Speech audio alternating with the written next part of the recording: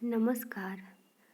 आज दूसरी कहानी राजेंद्र बाला घोष द्वारा रचित चंद्रदेव से मेरी बातें। यह कहानी सरस्वती पत्रिका में प्रकाशित हुई थी। भगवान चंद्रदेव, आपके कमलवत कोमल चरणों में इस दासी का अनेक बार प्रणाम। आज मैं आपसे 2-4 बातें करने की इच्छा रखती हूँ। क्या मेरे प्रश्नों का उत्तर आप प्रदान करेंगे? कीजिए, बड़ी कृपा होगी। देखो, सुनी अनसुनी सी मत कर जाना।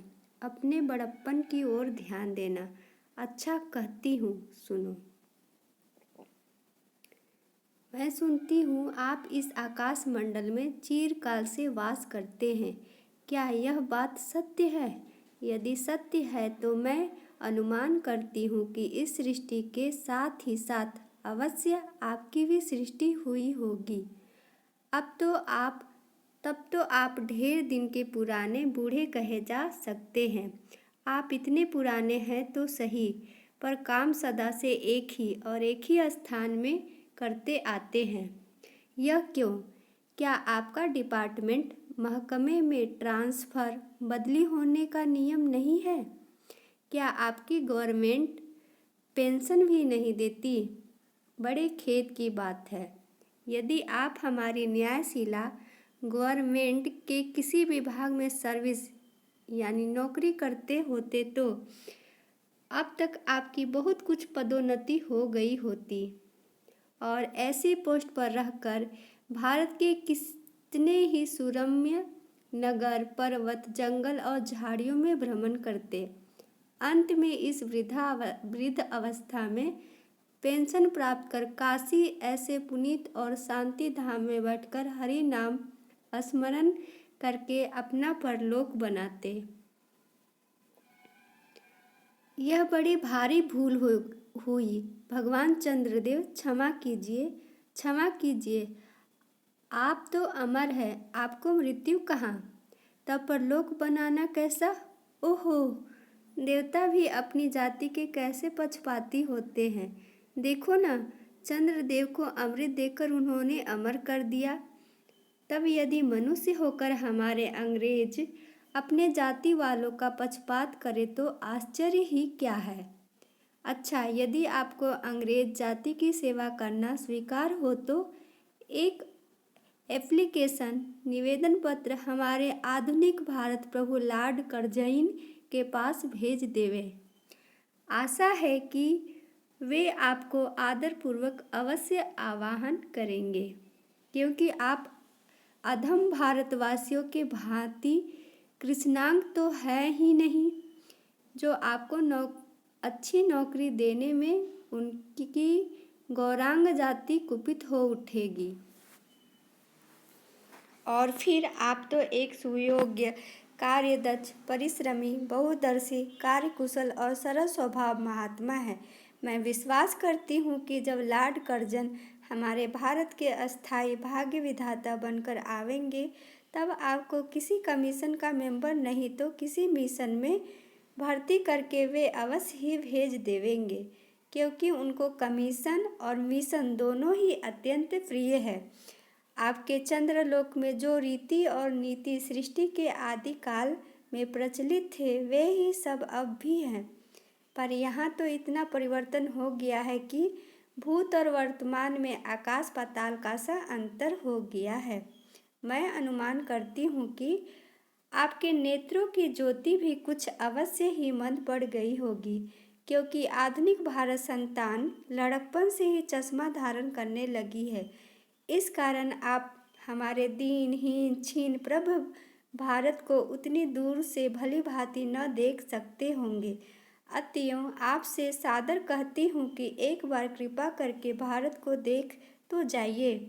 यद्यपि इस बात को जानती हूँ कि आपको इतना अवकाश कहाँ पर 8वें दिन नहीं तो महीने में एक दिन अर्थात अमावस्या को तो आपको हॉलीडे छुट्टी अवश्य ही रहती है। यदि आप उस दिन चाहे तो भारत भ्रमण कर जा सकते हैं। इस भ्रमण में आपको कितने ही नूतन दृश्य देखने को मिलेंगे, जिसे सहसा देखकर आपकी बुद्धि जरूर चकरा जाएगी। यदि आपसे सारे हिंदुस्तान का भ्रमण शीघ्रता के कारण न हो सके तो केवल राजधानी कलकत्ता को देख लेना तो अवश्य ही उचित है। वहाँ के कल कारखानों को देखकर आपको यह अवश्य ही कहना पड़ेगा कि यहाँ के कारीगर तो विश्वकर्मा के भी लड़क दादा निकले। यही क्यों आपकी प्रिय सहयोगिनी दामिनियों, जो मेघों पर आरोहण करके आनंद से अटखेलियाँ किया करती है, वह बेचारी भी यहाँ मनुष्य के हाथों का खिलौना हो रही हैं। भगवान निशानाथ, जिस समय आप अपनी निर्मल चंद्रिका को बटोर मेघमाला अथवा पर्वतों की ओट से सिंधु के गोद में जा सकते हैं, उस समय यही नीरदवासिनी विश्वमोहिनी सौदामिनी अपनी उज्ज्वल मूर्ति से आलोक प्रदान कर रात को दिन बना देती है। आपके देवलोक में जितने देवता हैं, उनके वाहन भी उतने हैं। किसी का गज, किसी का हंस, किसी का बैल, किसी का चूहा इत्यादि। पर यहाँ तो सारा बोझ आपकी चपला और अग्निदेव के माथे मढ़ा गया है। क्या ब्राह्मण, क्या क्षत्रिय, क्या वैश्य, क्या शूद्र, क्या चांडाल, सभी के रथों का वाहन वही हो रही है। हमें श्वेतांग महाप्रभु गण को जहाँ पर कुछ कठिनाई का सामना आ पड़ा, झट उन्होंने इलेक्ट्रिसिटी बिजली को ला पटका। बस कठिन से कठिन कार्य सहज में संपादन कर लेते हैं, और हमारे यहाँ के उच्च शिक्षा प्राप्त युवक कांट के पुतलों की भांति मुंह ताकते रह जाते हैं। जिस व्योमवासिनी विधूत देवी को स्पर्श तक करने का किसी व्यक्ति का साहस नहीं हो सकता, वह आज पराए घर में आश्रिता नारियों की भांति ऐसे दबाव में पड़ी है कि वह चू तक नहीं कर सकती। क्या करे? बेचारी के भाग्य में विधाता ने दासी वृत्ति ही लिखा था। हरे पदोद्वा त्रैलोक पावनी सुरसरी के भी खोटे दिन आए हैं। वह भी अब स्थान स्थान में बंधनग्रस्त हो रही है। उसके वक्ष स्थल पर जहाँ तहाँ मोटे बृहदाकार खंभ गाड़ दिए गए हैं। कलकत्ता आदि को देखकर आपके देवराज सुरेंद्र भी कहेंगे कि हमारी अमरावती तो इसके आगे निरी फीकी सी जान पड़ती है। वहाँ ईडन गार्डन तो पारिजात परिशोभित नंदन कानन को भी मात दे रहा है। वहाँ के विश्वविद्यालय के विश्वश्रेष्ठ पंडितों की विश्वव्यापिनी विद्या को देखकर वीणा पानी सरस्वती देवी भी कहने लग जाएंगी कि निसंदेह इस विद्या दिग्गजों की विद्या चमत्कारिणी है। वहीं के फोर्ट विलियम के फौजी सामान को देखकर आपके देव सेनापति कार्तिकेय बाबू के भी छक्के छूट जाएंगे, क्योंकि देव सेनापति महाशय देखने में खास बंगाली बाबू से जचते हैं, और उनका वाहन भी एक सुंदर मयूर है। बस इससे उनके वीरत्व का भी परिचय खूब मिलता है। वहाँ के मीट टकसाल को देखकर सिंधु तनया, आपकी प्रिय सहोदरा कमला देवी तथा कुबेर भी अकचा चका जाएंगे। भगवान चंद्रदेव इन्हीं सब विश्वोत्पादक अपूर्व दृश्यों का अवलोकन करने के हेतु आपको सादर निमंत्रित तथा सविनय आहूत करती हूँ। संभव है कि यहाँ आने से आपको अनेक लाभ भी हो। आप जो अनादिकाल से निज उज्ज्वल वपु में कलंक की कालिमा लेपन करके कलंकी, शशांक, शशधर, शशलांछन आदि उपाधि मालाओं से भूषित हो रहे हैं, सिंधु तनय होने पर भी जिस कालिमा को आप आज तक नहीं धो सके हैं, वह आजन्म कलंक शायद यहाँ के विज्ञानविद पंडितों की चेष्टा से छूट जाए। जब बम्बई में स्वर्गीय महारानी विक्टोरिया देवी की प्रतिमूर्ति से काला दाग छुड़ाने में प्रोफेसर गज्जर महाशय फलीभूत हुए हैं, तब क्या आपके मुख की कालिमा छुड़ाने में वे फलीभूत न होंगे? शायद आप पर यह बात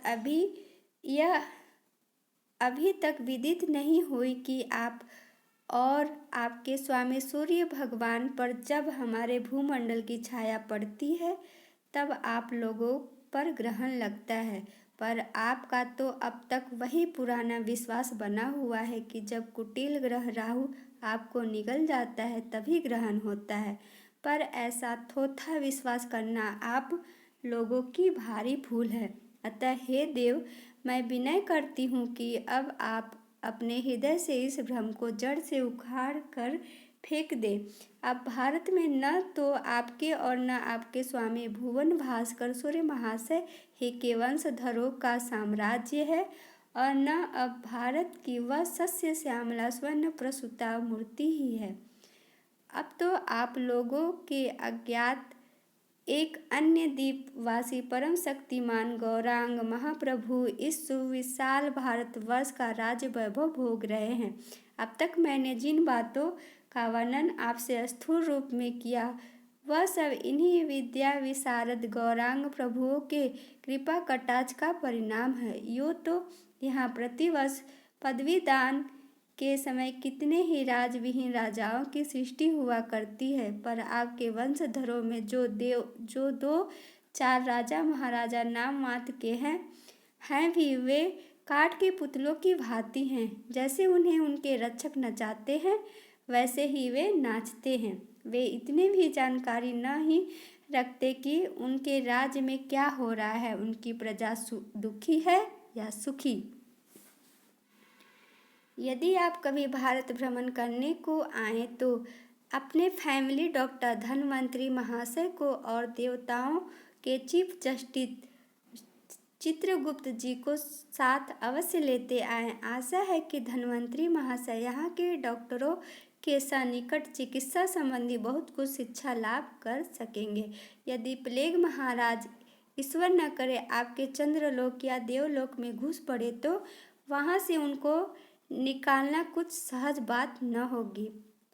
यही जब चिकित्सा शास्त्र के बड़े बड़े पारदर्शी उन पर विजय नहीं पा सकते तब वहाँ आपके देवलोक में जड़ी बूटियों के प्रयोग से क्या होगा। यहाँ के इंडियन पिनल कोड की धाराओं को देखकर चित्रगुप्त जी महाराज आपसे यही अपने यहाँ की दंड विधि कानून को बहुत कुछ सुधार सकते हैं और यदि वो बोझ न हो तो यहाँ से वे 2-4 टाइपराइटर भी खरीद ले जाएं। जब प्लेग महाराज के अपार अनुग्रह से उनके ऑफिस में कार्य की अधिकता होवे तब उससे उनकी राइटर्स बिल्डिंग के राइटर्स के काम में बहुत ही सुविधा और सहायता पहुँचेगी। वे लोग 2 दिन का काम 2 घंटे में कर डालेंगे। अच्छा, अब मैं आपसे विदा होती हूँ। मैंने तो आपसे इतनी बातें कही पर खेद है आपने उनके अनुकूल या प्रतिकूल एक बात का भी उत्तर न दिया, परंतु आपके इस मौनावलंबन को मैं स्वीकार का सूचक समझती हूँ। अच्छा, तो मेरी प्रार्थना को कबूल करके एक दफ़ा यहाँ आइएगा ज़रूर। धन्यवाद।